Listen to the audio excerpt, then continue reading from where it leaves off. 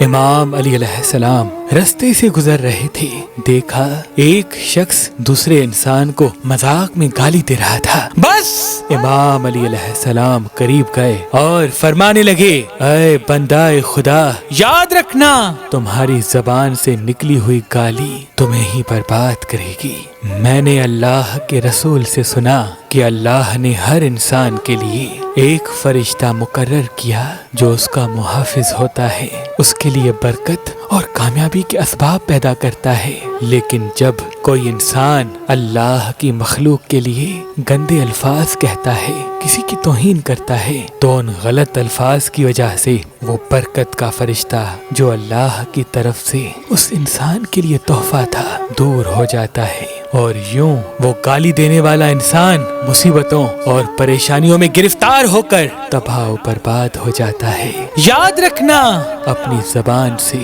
ہمیشہ اچھے الفاظ ہی ادا کرنا، کیونکہ تمہاری زبان سے نکلے ہوئے الفاظ ہی تمہارے مقدر کو تحریر کرتے ہیں، تمہارے مقدر کو تحریر کرتے ہیں، تمہارے مقدر کو تحریر